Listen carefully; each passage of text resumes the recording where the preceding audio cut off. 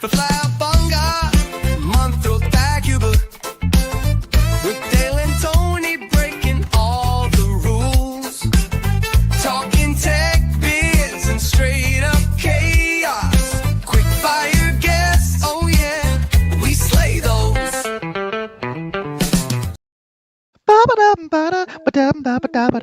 Good afternoon, my name is Dale Rodriguez and this is a Flabonga Monthrothacube. With me today I've got my awesome co-host, Tony Stevenson. And we've got our epic guest, Kirsty St John. awesome, Kirsty. Thank you for being with us today. No problem. Looking forward to it. That was really funky music made by one of your guests. It was. I need to ask you the obvious questions for people who might not know you, because Tony and I know you, but so we know your name. What is Kirsty's counting services? What are you counting? Sheep, goats, money? What are we counting in? Money. Cash, And any and all bits of money. Yes, indeed. So yeah, I run a Kirsty's Counting Services in a little tiny place called March in Cambridgeshire. There's a big prison. Most people know it because there's a prison. Bookkeeping services, VAT, payroll. You name it, I'll count it. Cool. When it comes to bookkeeping, there are many disciplines. Which is your favourite one to do? Just the pure core bookkeeping with a nice big bank reconciliation at the end of it with a nice big green tick and it all matches nice and neat. Honestly, job satisfaction, perfection. Which one's your least favourite? If there was 2 pence that was miscast or... you got to go look for it. Oh, God, you got to go looking for it. What is your de minimis for looking for an error? Well, actually, 2p's probably below the limit, but it is still frustrating when it doesn't. But when, as you're approaching the end of like a bank rec or a VAT return or whatever it might be, and you can kind of mentally calculate, there's a 58 and a 62. The numbers are going to work. You can tell you're getting there, and it's like, yeah, you give yourself a little dance, a little pat on the back. I work from home alone, and there's no one here to appreciate it, so you have to appreciate yourself.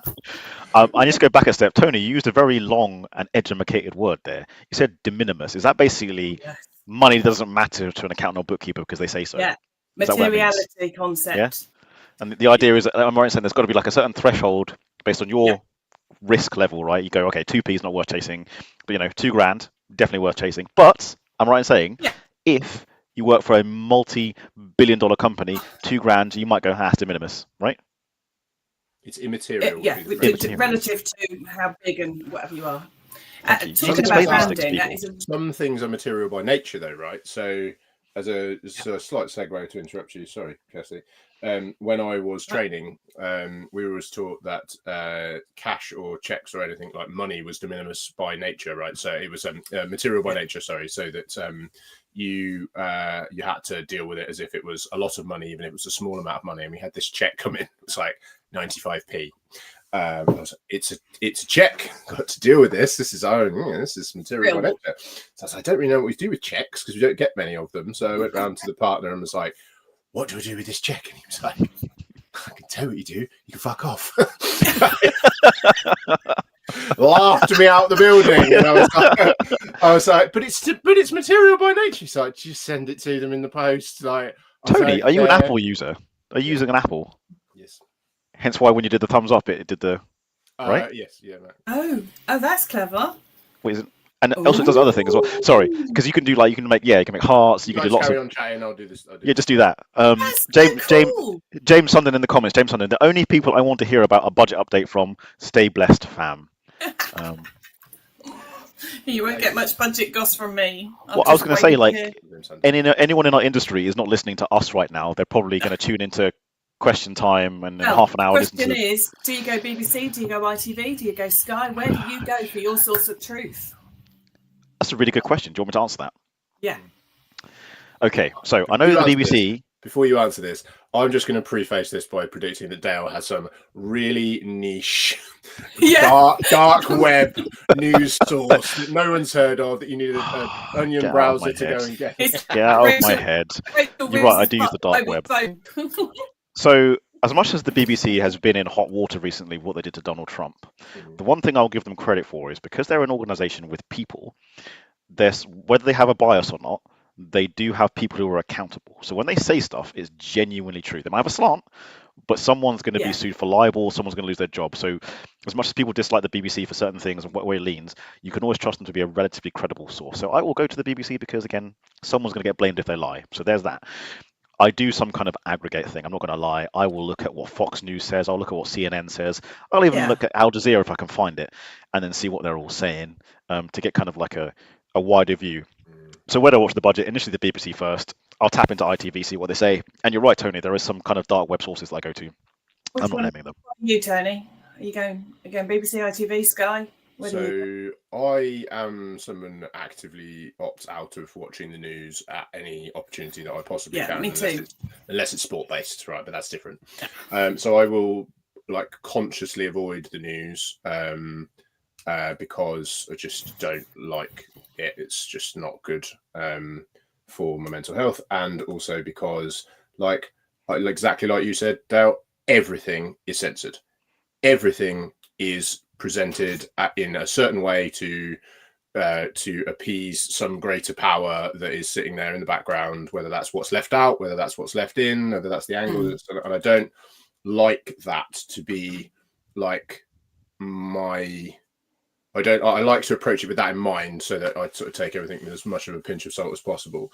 But it's the BBC I'll go to as my primary source, because I'm just lazy and that's what I've always done. So, which one does Robert Peston work for? Because again, I don't watch it normally, so I wouldn't know. Don't know. I don't know, but would count him as a voice of truth. So. He's so negative, though, isn't it? Well, that's not going to happen, and I can't see this happening. Yeah, it's a bit like Charlie on Clarkson's Farm, voice of doom. You know, Kirsty, I just realised you're one of the very few guests. You're one of the very few guests who've gotten Tony and I to speak about politics. Fair played. Yes, you have. I think we sort of did it ourselves, didn't we? We very rarely talk about politics. No, we don't, no. Yeah, well, I wasn't. You know, I'm not asking or judging. I'm just curious. But you know, maybe it's how you brought up. But my parents were always BBC News. You know, so that's probably where I'll turn it on, or live Parliament, or wherever. I'm going to watch Amy and Aaron and Susanna. They're doing a live watch along. So are they? Yeah, they're on it after us. So obviously, okay. I wouldn't abandon this. This is prearranged. I'm looking forward to this. we can abandon the answers. We ought to go out to all of our like kind of fellow accounting technology podcaster folks, and basically like come together to bring together like a kind of weekly calendar of when things going, because there's quite a few live streams of people that do stuff live, right? There's Monday morning is fixed point in my calendar. 8:30. Right? That's the accountant. Exactly. We took the hump of the week, and somebody should be bringing it home to close on a Friday afternoon with something. I was going to say lighthearted and jovial, but like we've kind of all taken that one as well. So, so you say that. So you know the term hump day. Yes. Meaning that Wednesday is the hump of the day. Yeah. The first time I heard that, I thought someone was talking about their bedroom activities with their wife. It's like, Dale, Wednesday's hump day, isn't it? I was like what you and Mrs. and Mrs. Smith get up to on Wednesdays is between you, buddy. And he was like, no, Dale. I was like, what do you mean? I genuinely took it that literally. I was like, it's your hump day. Don't tell me this. I've met your wife. She's lovely. I don't want to hear about your sexual activities. I so believe that's true. To be on, she was on one of the whole thing called Lottie, and she does a hump day meals, and it's like a nice one on Instagram, nice little cook along type thing. She's cool. Hump day meals. Sorry, just going to give a quick shout out to comments. So we would have James Sundin, we've got Elizabeth Carter, ICB. Yes, big up the ICB companion. massive. She is. She is. She got an award last week. It was last week. Last week, yeah. Also, last we've Monday, got yeah. LJM Bookkeeping 215. That's Laura Manton. I'm also avoiding the sports news as well as an England cricket fan. Sorry, Laura. Here's what it is. I don't know anything, but poor old Lara and I were good friends, but she talks all about sport and I know nothing, but she's my good TV buddy. We swap TV tips. Okay. A similar crime, drama, murder, chuck it at us. We love it. Can I ask you a very nebulous and vague question? I love the vague questions. Go. The rise of the bookkeeper. How come? Because we're needed and we're important and we're looking for those 2p's or 5p's or 2 millions or whatever it might be. But without knowing your numbers, you can't make your decisions. And things like the budget, people are going to go, well, is that good for me or is that bad? And we're in the position to be able to explain it. and because we're in and out every day, but also it's that relationship with the client. So we'll know about the, you know, the dog's still sick, or how did so-and-so get on at uni trials, or, you know, it's just, we know those things about those people because we talk to them all the time. You know, it's just, it's a relationship part of it, but you need to know your numbers, and without knowing them, and your bookkeeper knows them for you. Okay. I think also we also translate them into real stuff, you know, instead of this whole debtors, creditors and stuff like that. My very first job, I was able to sit and explain that these people owe you, so we pick up the phone and get the money in, you know, you owe these people, who do you need to pay first? You know, literally break it down into things that mean more to them. If you don't pay these people, you can't do the job tomorrow. So you answered the question I was going to ask you already. I was going to ask you, when people say, honestly, I was going to say, when people say know your numbers, what numbers do you mean? But you just explained debtors, creditors, and who you need to pay first. Because no, that's generally really helpful. Thank you. I was just going to say, I had a previous job as a packaging buyer, and it was at the time it was very frustrating when our accountant used to put the suppliers on stop, because you know, he may well have waited until he got the red letters because he didn't want to pay early. He was trying to keep his money in the bank. But we're at the sharp end with the factory, and if I don't get them paid today, I'm not getting my delivery tomorrow, and your factory will stop, and then you'll shout at me because the factory stopped. You know, it's very much a keeping the money flowing, but not wasting it. You don't want to be paying, you know, Fred, who doesn't need paying for 10 days, if you can't pay John, who needs paying today. You know, it's priorities. Cool. I was going to say, I've monopolised all the questions so far and spoken over Tony several times. Tony, please, good sir. So the first question that I have is, I don't know if it was my feed or if it was your feed, Kirsty, but as you said your name, which I was quite looking forward to, you jumbled out and I couldn't hear it. Do you pronounce your surname St John or St John? Okay, so we pronounce it St John. This is an old family story. It's my ex-husband's surname, so I'm not overly precious about it. Okay, but historically, though, it's a St John family name, and they can trace it back to who burnt the cakes. Is that Alfred the something or other? Alfred the Great? Was it him that burnt the cakes? I was with you right up until the point where you said burnt the cakes, and then I lost it completely. So I have no idea what you're talking about. But I'm quite happy to concur with whatever it was. I've got a family tree up on the wall that my ex-mother-in-law loved doing research on. So. but we're still friends. He's still a client. Would you believe? Sorry, your ex-husband is your client? Did you say?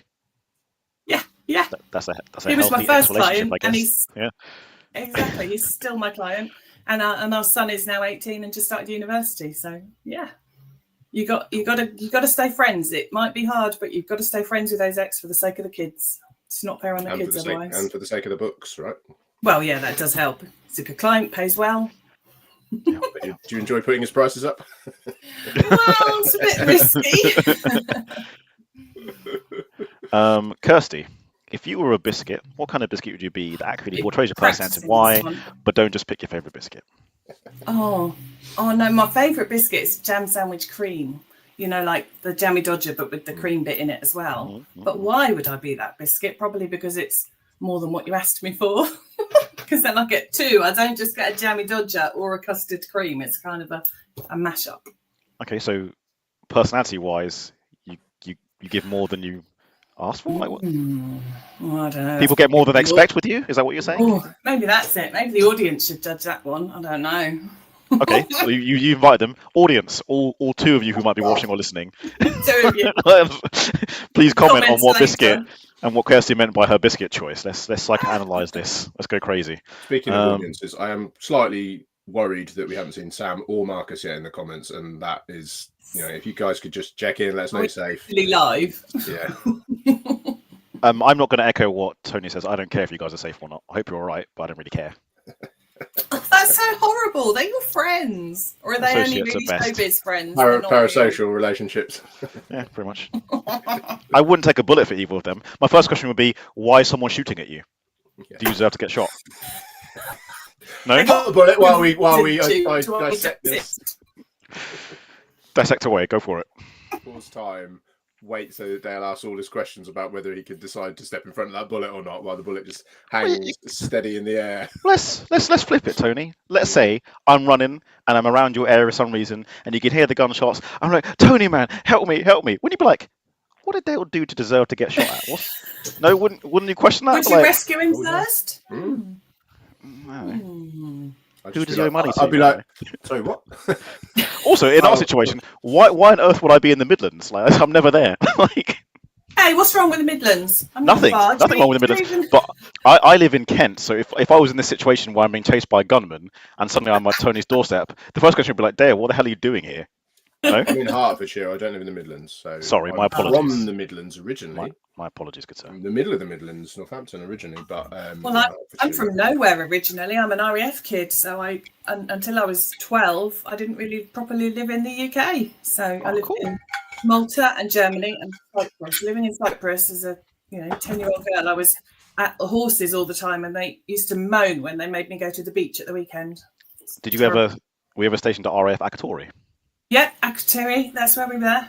Yeah, 3 years. Brilliant place. My sister lived there for a while. I went to visit her while she was on base. Oh, loved it. Me and my sister went back we didn't quite make it 40 years. We went back 39 years later. And we got allowed back on camp. And it was like, oh, there's our old house. It's now something else. And this really steep hill that I used to ride up to go to the saddle club. I was young and fit and it was a bike. But even driving it up in a car, I'm like, see, it's as steep as I remembered from a kid. Yeah, it's a fantastic place. Lifelong lover of halloumi way before it was trendy. Yep. Halloumi cheese. It's the king of cheeses. It can't die. Like, you can throw it on a barbecue and it cooks and you can still eat it. You could never do that with any other cheese. Maybe I love halloumi cheese. It's brilliant. Yeah. Smoked cheese on the barbecue as well. Oh, so good. So good. It is. Yeah. You gotta be careful not to oversmoke it. Yeah. I love how most of our conversations end up about food.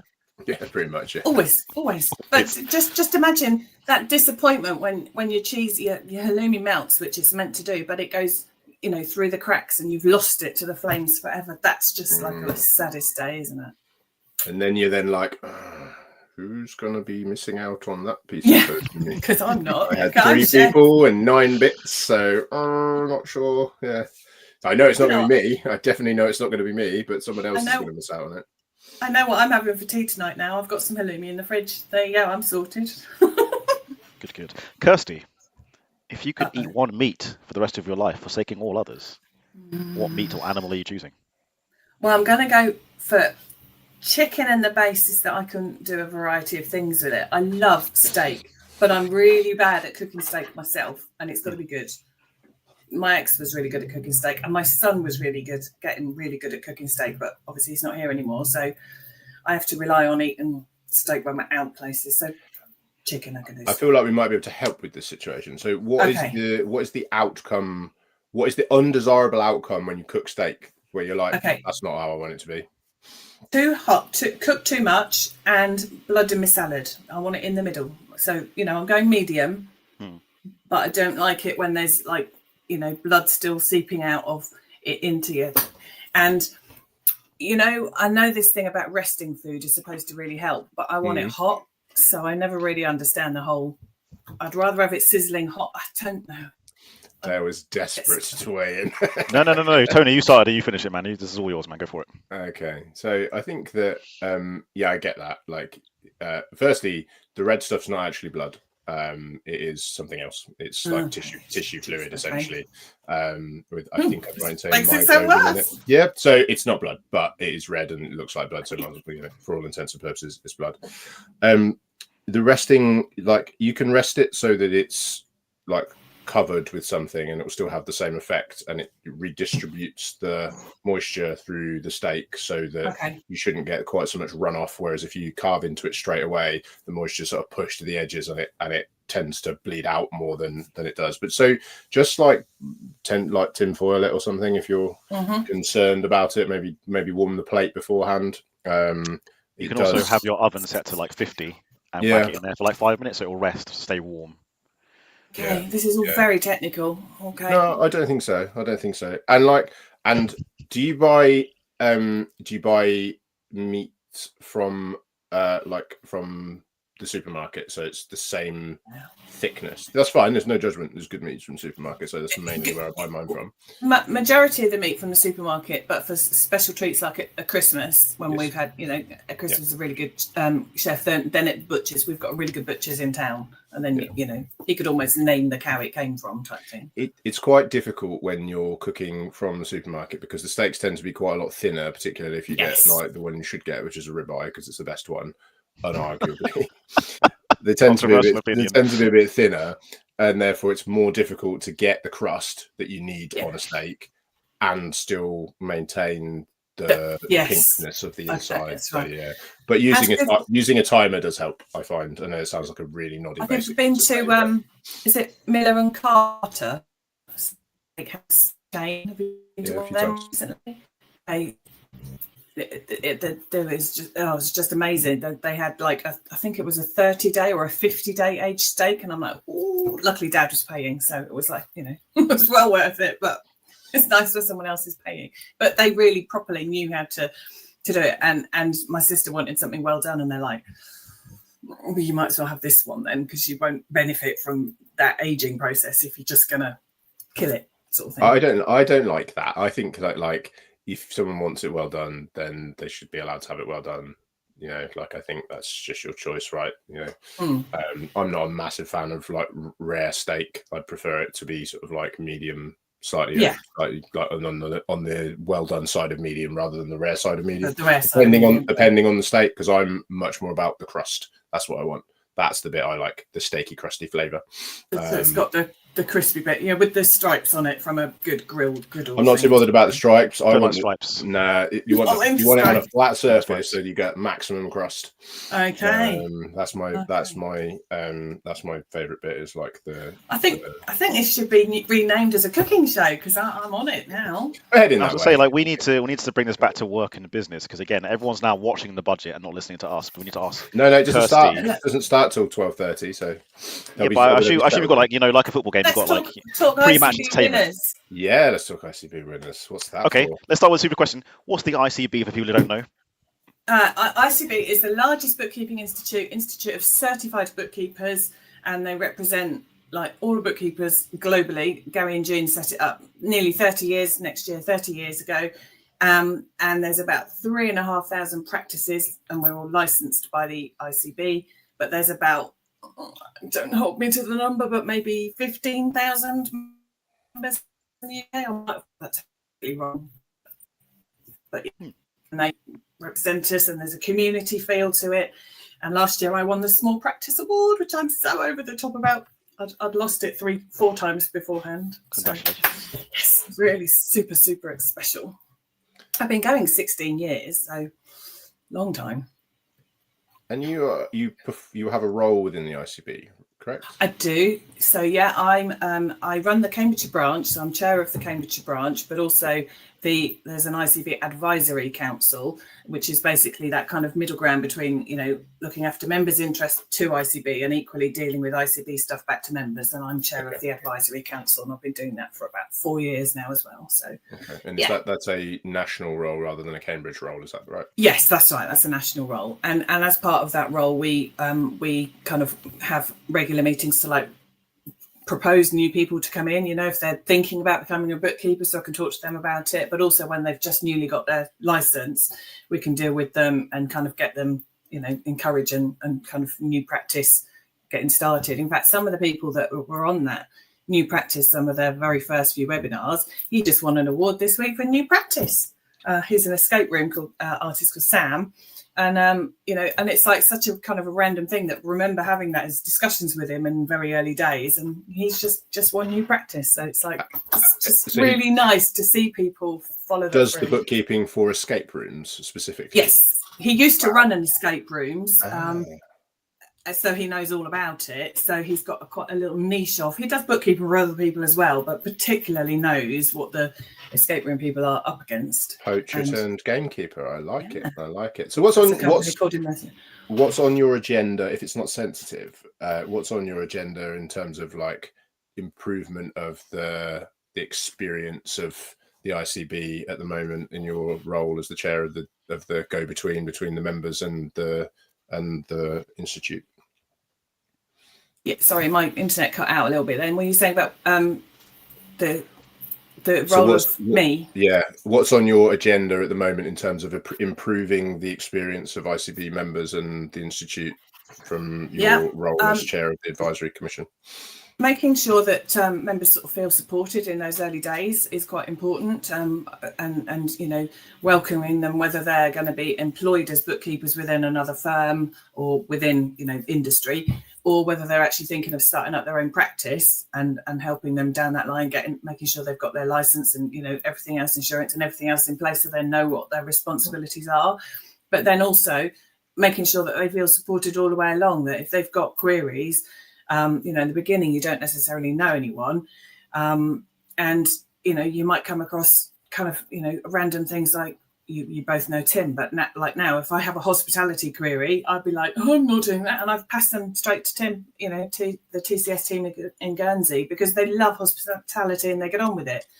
You know, equally, if there's, you know, if I ever came across like cars or garages or something, I've dealt with them in the past, and, you know, I wouldn't want to do another garage necessarily, but you could find someone within our industry that has got that specialism, and you know, so you're never alone. You know, you might think you're just employing like me as your bookkeeper, but actually I've got an army behind me to ask specialist questions to, and I think that's kind of the power of, you know, and I've always found the bookkeepers to be really, really friendly. That whole, you know, we talk about that collaboration over competition type thing, but it's really, really true.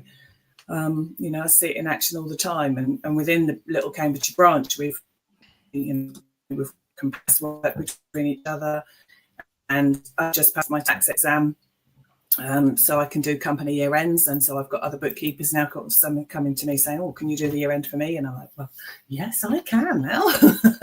But that's again kind of keeping it in the family, because I'm not necessarily interested in taking their client off them, but I can help them keep that client. So it makes us all extra sticky. So keep our clients.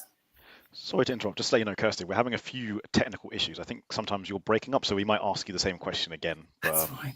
We'll keep rolling. We'll keep rolling. It's all good. We'll blame the Cambridgeshire Fens Wi-Fi. Yeah. First of all, thank you for sharing that. Like, you're obviously very passionate about what you do and the group of people around you, which is really great. What advice would you give to a younger person, so I'm saying like a school leaver or maybe a uni leaver, in getting into bookkeeping? Like, why should they do it? Why is it enjoyable? Is it a good career? Like, what? Well, it's a, you know, it can be a career for life, because we're all going to need, what's that phrase, death and taxes. That's, you know, they're for us all, aren't they? Yep. But I mean, my son showed no interest in you know, coming to join me at all. He's gone into do mechanical engineering, so he's got maths, physics, and, you know, he's doing that kind of thing. But I think if you can get them at an early age, and, you know, going into schools to do kind of careers fairs and to do a little bit more of them at that stage, make it an option, because quite often accountants are sort of seen as stuffy and sat in a corner and that kind of thing, but it's not. We're really at the heart of the business. I just happen to be at the heart of like 30 or 40 businesses. Just, you know, a little tiny bit of lots of people's business is the way I like to think of it. A key part just happens to be of more than one. So I think if you can try and explain the why we do things to them, you know, so it's about that knowing in numbers, and if you can kind of understand why you're having to do this, and encourage them to like put their money away for their taxes, so it's not a shock at the end of the day. You know, it's not your money. You can't spend your VAT money on this because it's not your money. It belongs, I mean, you can, but you just collected it. Well, no one will stop you. Director's loan account, go crazy. That money, just make it rain. Yeah, fine. Make it rain. But you know, when the taxman comes calling for his money at the 7th of the month and you haven't got it because you spent it, well, you know, then that's your own tough luck. You've still got to find the money from somewhere else to pay the taxman. So I think that's the worrying thing. I find it really frustrating when you hear of these football clubs going down for, like, you know, multi-millions of pounds owed on their PAYE accounts and that sort of thing. It's like, I know people have been chased for a few £100s, and how do they get away with it? But, you know, it just doesn't compute, really. It doesn't seem very fair, the whole system, from that point of view. Oh, look, we've got back to politics again. What we like. Get off politics. I've got a couple of questions, which I would like to delve into. So, I think this one will probably be interesting to Dale as well. So when, like, in the bookkeeping community, and also when you're kind of starting a bookkeeping practice, how do bookkeepers go about leveraging your community for best knowledge on technology and what technology you should choose, which platforms are the right platforms, where should you avoid duplication, like all that kind of stuff? Like, how does that play out in real life? Because it's such a big part of what we're all here for, right? The technology piece, in Dale specifically, very much so. So I'm just really interested in under the bonnet how that operates within the bookkeeping community. I think if we can try and get those new members or people starting out, if you can get them like in their early days and try and encourage them to, you know, join the Facebook group, or not just an ICB one, which isn't as active as some of the others, but, you know, Natasha Everard's group, accountants and bookkeepers, or the 6FB people, you know, to get in, just start looking at posts, learning, you know, and that kind of thing. It's a choice of software. I would recommend people going, if they hear of one, or, you know, we could talk about some various starter ones, but to go and do the certifications, because your brain might work in a different way. So, you know, certain people might get on better with that bit of software because it works in a slightly different way to that one. They all come out with the same answer at the end of the day, but if your brain is naturally leaning that way, or it might be more a visual thing, or a, you know, it's a try them basically and see how you like them. And equally, when you get going with some clients, you don't have to say in the beginning you want to say yes to everyone, but because you want the money. But you soon learn that's not a very good place to be. And actually, it's nice to be able to say no. It is a bit risky, but to actually kind of learn, I get on well with these types of clients. So not necessarily niching in an industry as such, because, you know, that can go wrong if something like COVID happens and the hospitality just disappears. There's a risk to that. But if you, for example, like small limited companies, or you like, you know, sole traders, or whatever it might be, but kind of get a bit of a vibe for the sort of people that you like working with. And obviously you're going to tap into your own network for your own family and friends and make sure everyone knows what you do. In fact, you know, I had a guy come rescue me earlier in the year. I had a bit of a disaster with a washing machine and a pipe thing. Phoned a plumber person who was busy, recommended another friend. He came into work, and in fact, that was 6 months ago. I made him a cup of tea in a QuickBooks mug, like you do, and you know, 6 months later, he messaged me, and on my private email, because that's where I'd sent the invoice, I'd replied to his email saying, you know, that you could put a link on this, so it would make it easier for me to pay. You know, I could do. It's just kind such a good in, right? Exactly. Yeah, but 6 months later, he's come back going, oh, you know, I'm starting a new business, and, you know, are you interested? Are you available? And I'm like, yes, I can help, you know. But just the guy, there's a guy here doing my patio at the moment. So it's like, you know, hassling him, make sure he's done it. You just drop it into conversation anytime you can. And you start to kind of pick things up. But for new people getting started, just kind of watch, listen, talk, ask questions. Cool. And yeah, sorry, I'm talking too much. No, absolutely not. It's just really interesting. My second question is, and I was thinking about this week, right?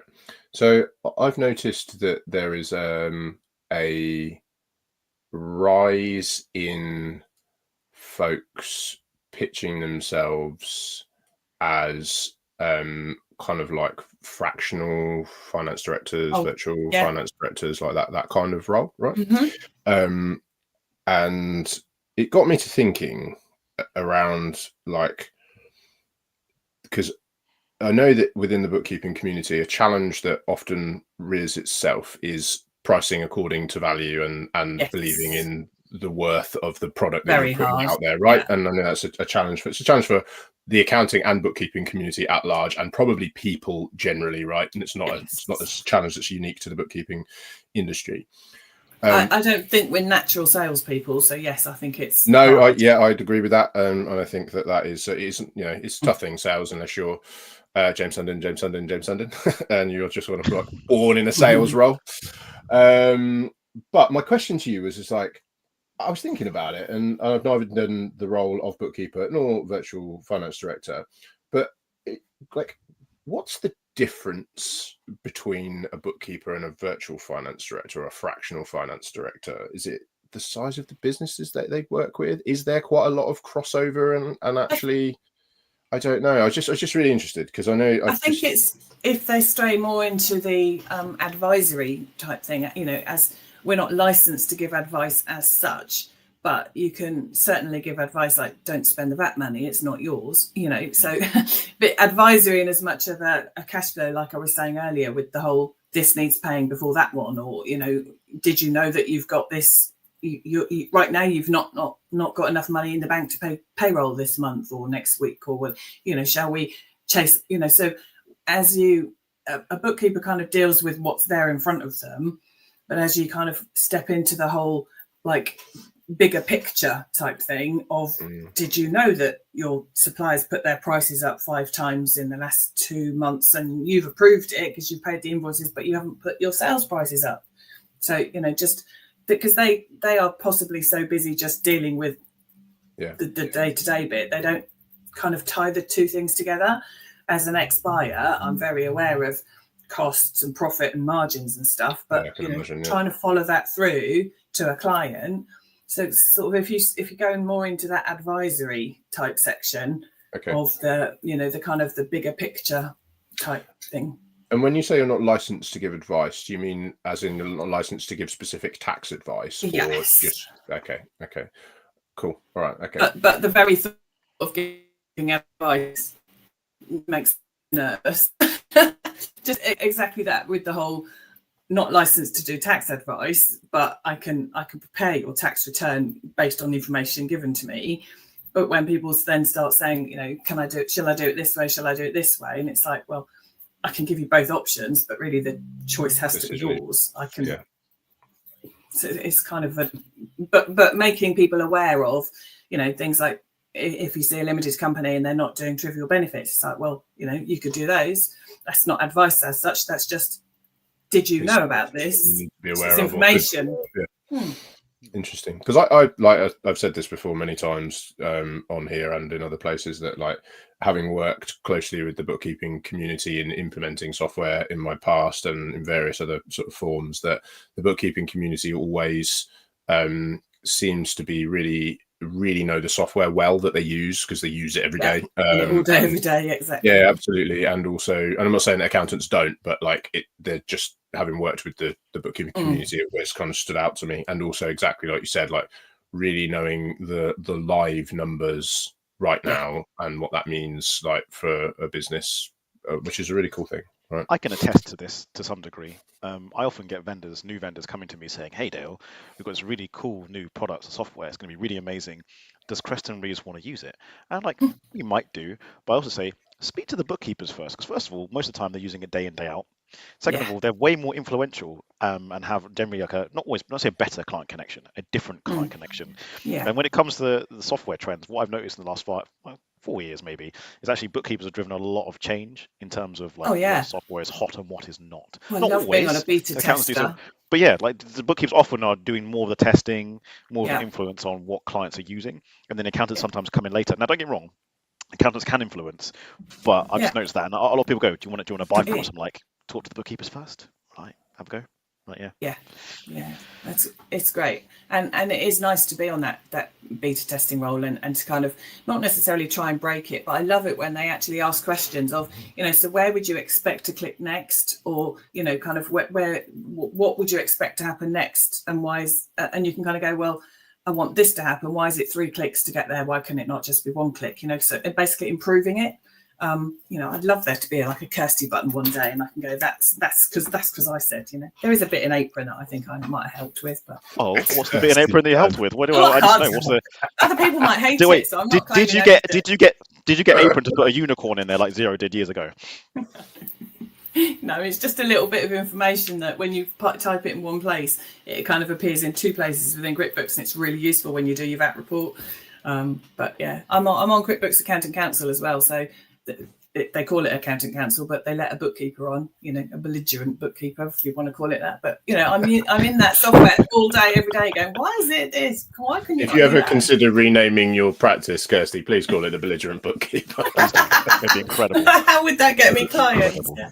You'll find your people. Like you'll find them. If you're the belligerent bookkeeper, they'll find you. I promise you. Well, I have had clients tell me before when he's come to do something, and he's really proud because his bank feed's all clear, and he's like, yeah, and I'm like, yeah, but you've cleared it by using that money to pay the wrong person, and he's like, well, they don't owe me. You booked it all to sales and all to general expenses. Yeah.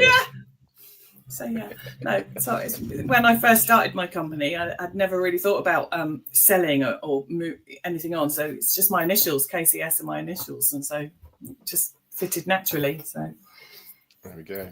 Kirsty, do you drink tea or coffee? Tea. Tea. Okay. This is actually segued quite nicely because we've had a couple of predominant tea drinkers on in the last couple of weeks. So we have two questions: the coffee question and the tea question, right? So we're going to go with the tea question because you're a tea drinker. So if you are making a cup of tea, what is the correct order for bag in, bag out, water, milk, and sugar is okay? Optional, right? So no shade. Bag in cup, hot water onto bag, leave for the allotted amount of time. Add milk while bag's still there. Squeeze gently, not too hard to squeeze, but then you can adjust. Then you got the colour right. Take your bag out. Add sugar or sweeteners as required. I do like it in a pot, but it just takes too long. That's gone curveball, isn't it? Loose, takes way too long. Loose tea, yeah. Oh, I was brought up on loose tea. When I first met my brother-in-law many years, you know, when they first introduction to meet the family, and my mum and dad had loose tea at the time. And he got to the bottom of the cup and just sort of spat it out because he was full of leaves. But no, tea and actually just kind of your bog standard little Tesco's PG Tips type food. The black tea, standard black tea is where I go. Lara took me on a lovely trip to in a place called Mount Nelson's in South Africa, and had a little trip with there, and they had a tea sommelier, and you know they're ordering all these fancy fruit teas and that kind of thing, and I'm like, can I just have like bog standard tea? On the way to South Africa, being presented we went to see all sorts of other and you're like, you got any PG tips? I was not appreciative of the full extent of the menu. Oh, that's so funny. I absolutely love that. See, my routine's different, but actually we're getting more of what you've just described than how I do it. So maybe I'm wrong. It seems unlikely, but maybe I am wrong. And then while the bag was still in there. So I would, if I was to have milk, then I would take the bag out and then put the milk in, and then in a. How do you know you made it the right strength?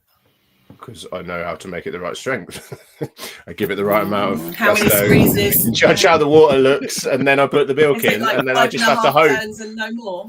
But the trouble is like, so with that method, right? When you're adjusting it after you put the milk in, if you put if you do that, then put the milk in, but you've put too much milk in, and then you adjust it back to the right colour, you've still got too much milk in the tea.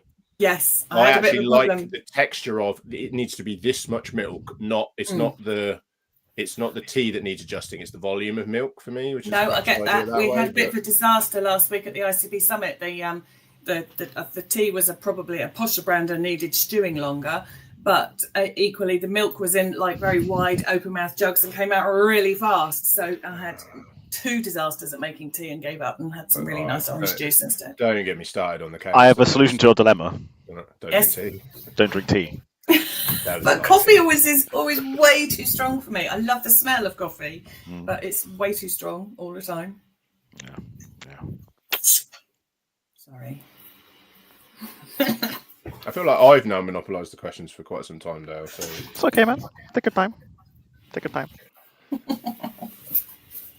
You're going to ask me my favourite software. We're not allowed to ask that. I mean, you just set me up for it nicely. So, Kirsty, what is your favourite software? Let me specify. Let me see if I can say that one there. What is your favourite bookkeeping software? Oh, yes, okay. My favourite bookkeeping software is QuickBooks. But I am Why is this? Yeah. Why is this? I'll mute myself for this conversation. Yeah, I know. Started on it. You're gonna get Tony fired. Like, I'm sorry. That's just the way my brain's wired. I did my original training on Sage, got introduced to QuickBooks Desktop, then the QuickBooks Cloud. I've been using Xero since 2013. You know, tried it, this newfangled thing got them both in the cloud, but I just prefer QuickBooks. So, but that's fine. Makes me a little niche because loads of other people use Xero, and I'm like, send me your QuickBooks people. Happy. my observation is that, again, when it comes to cloud software for SMEs, it is basically whatever you got trained on first. And I draw parallels to music production. So there's desktop audio workstations, or DAWs for short, right? I use Cubase. I'm a Cubase guy because I learned on Cubase. There's tons of other ones that are equally as good, and I can do a similar job on them. I'm just slower because I know how to use them. And I think that's what it is with bookkeeping software. It's like the one you use, the one you got trained on initially, that your first cloud one is the one that you know the paths to do certain things. Exactly. Bank reconciliation, pretty much the same in both, but it's like there's a few steps are different. It's just my like query with my new ones on Free Agent. I've got a couple on, and it's like I know what I want to do. I'm just not quite sure the path to get there, the least resistant path to get there. And yeah, it comes. It's practice. So, what I would like to see, so no shade, right?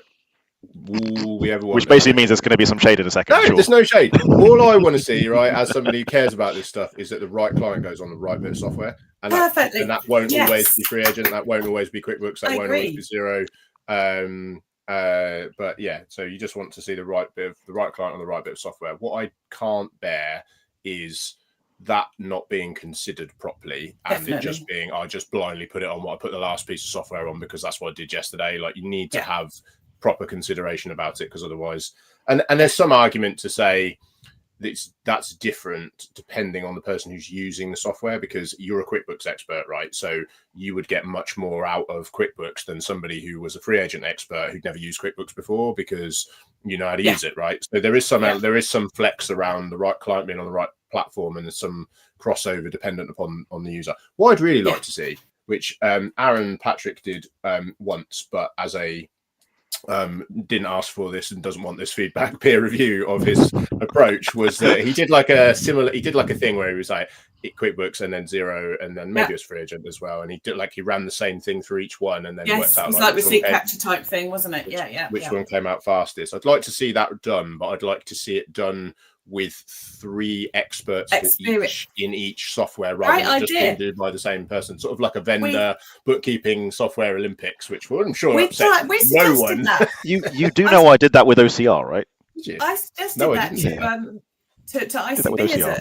We pitched it once for the summit thing, and we thought it would be a great thing to do. Is basically take a set of data, like not on software, and then 3, 4, 5, whichever ones you want to do. And we would all, in our own little different routes to it, come out to the same result and either time it or just see which is easiest, that sort of thing. I'd be up for it. Definitely. I think it's a great idea.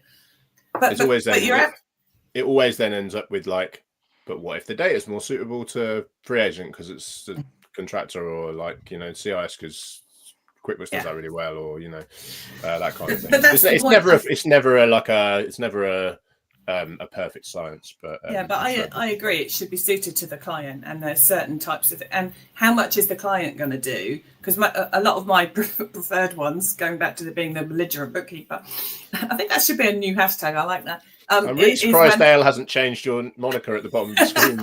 Now you said it's happening. Well, because I tell you, if I did it and you didn't tell me I should do it, that could technically be, I want to say, libel or slander, couldn't it? Like, because he doesn't actually want it. The clients I prefer are the ones where I do it all, because it just kind of works that way. So basically, most clients will do their own sales and then leave me to do everything else, and it just works neatly that way.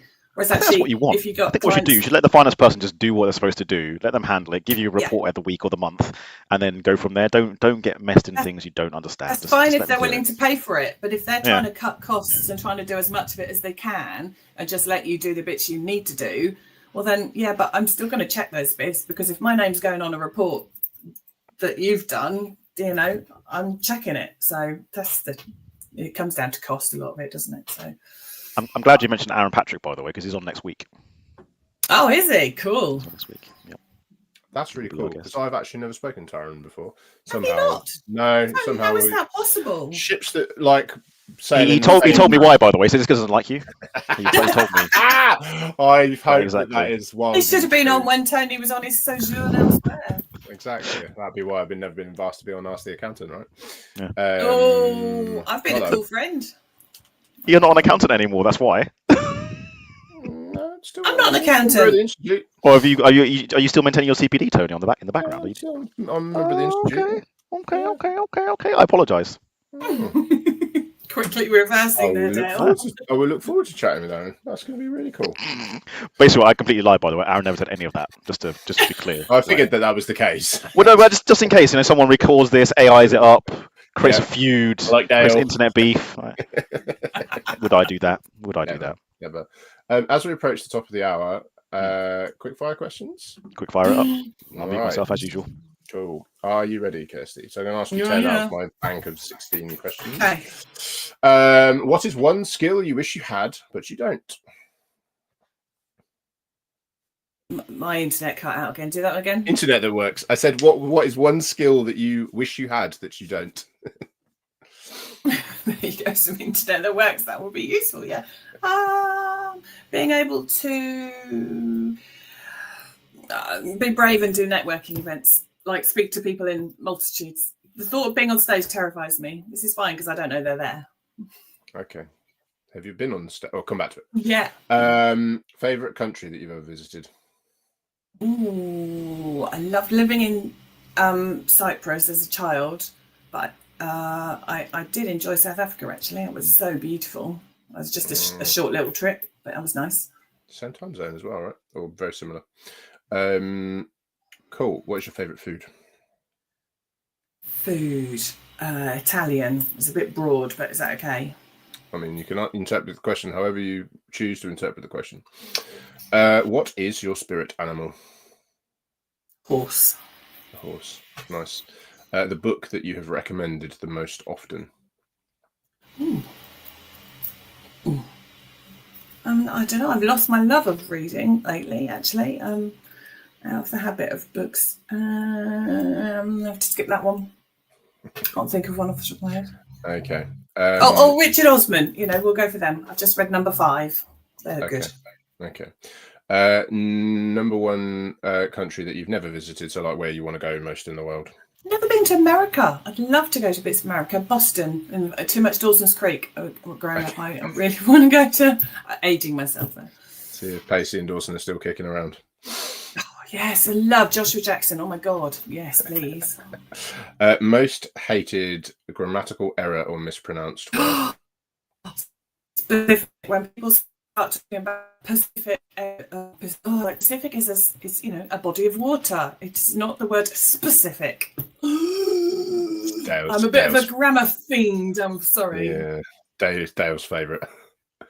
It is one of my favourite things when it's all kicking off in the group chat. 750 days of doing a little daily quiz thing. And it asks you 3 sorts of questions, like a bit of maths or a bit of spelling, bit of this, that, and the other. But I'm really bad on commas and semicolons and things. But my vocab and my it's in my vocab. I can't even speak. But anyway. Yeah, my wife is a teacher, so she says things like fronted adverbial and things like that. Oh yes, that's quickly. They were quickly running to do. Wonder what that is. Glad that the 9-year-olds that you teach know what fronted adverbial is, and I have no idea. I know when it's wrong, but couldn't tell you the rules. Right? Exactly, but that's the point. You have a feeling for the whole. Why is it tick-tock? It's not tock-tick. There are feelings. There's kind of rules embedded in us somehow. Indeed. What is an unpopular opinion that you hold? That Cadbury's is brilliant chocolate. Is that an unpopular opinion? Is that unpopular? Unmute. I love Cadbury's. Send me. I still think that the McDonald's double cheeseburger, pound for pound, is it's really very hard to beat. Value for money wise, when you. I'm not a massive burger fan, and certainly not from a chain. I would normally go for a McDonald's chicken sandwich. The McChicken sandwich. So wait, I've had at a barbecue burgers. Oh, now would you have a barbecue? Would you have a burger or a hot dog? always a burger. If someone's cooked it in front of me, and I know it's going to be nice and bucker crispy off a barbecue, I'll have a home barbecue. Yes, please. But a chain one from a anemic looking out of a machine that's been boiled or something, whatever they do to them, no thanks. Got it. Final question. Who should we have on the show? Who would you like to see us have on the show? Oh, have you had any ICB people? Have you had Elizabeth? You should definitely have Elizabeth. And my friend Susanna is getting herself out there a bit more now. Can you have Susanna Whelan? You know, come across her before? You know I've Susanna from. Done a number of webinars with Susanna. Exactly. I'm not sure if Dale's had her on the show. I don't think I've interviewed her. I don't think we've had Elizabeth on the show. That'd be quite cool. You've got a long booking thing, haven't you? You've got. Yeah, we might have to. Dale sort of pushes back against this because of like the talking over the top thing. But I'm quite keen on like having lots of people on at the same time and having kind of group discussions, which is fraught with some forms of danger and production issues. But maybe it's something we'll try. Maybe we'll get a little ICB takeover. They're my favourite sessions. When we just had ICB Summit, when we do a virtual summit, and at the end of the day, there's often a panel with multiple people. And I agree, it can get a bit, people talking over and stuff. But the chat that goes alongside it is often really lively. So I think group discussions can be good fun. That is the end of the quickfire round. Oh, Dale? did I pass? Yes. I mean, I failed. I interrupted. I'm not supposed to interrupt the quickfire round. I think you do. Oh, you think you do really well, mate? Because I know how difficult it is. I'm so opinionated on so many things. That's the issue. We're almost at the end of our hour. We'll do our usual thing. Kirsty, are there any questions that you'd like to ask myself or Tony? Gosh, I can't think now. But Tony, have been busy around. You've been away. I'm glad you're back. It's I've missed a few episodes recently since. I'm really sorry. You broke up. I didn't catch that first bit there. I didn't hear what you said. Sorry. I was just checking where it's nice to have Tony back because he's been away. But I've missed a few recent episodes. It's okay having him back. He's all right. Average. I like the banter between the two of you. It's what makes the show quite often. So I quite a few people voted for Zoe to stay and no one voted for me to come back. So that was so funny. So harsh. Haven't seen Sam yet. Yeah. No, just please keep up the good work. I love the banter every week. It's good fun. It is fun. It's fun. Right. On that note, I'm going to hit end stream. Let's just keep it nice, clean. Kirsty, thank you for. People. Yeah. Thank you for coming on, by the way. Again, it's guests like you that make it, so we appreciate you being here, answering our stupid questions, and being cool. Thank you.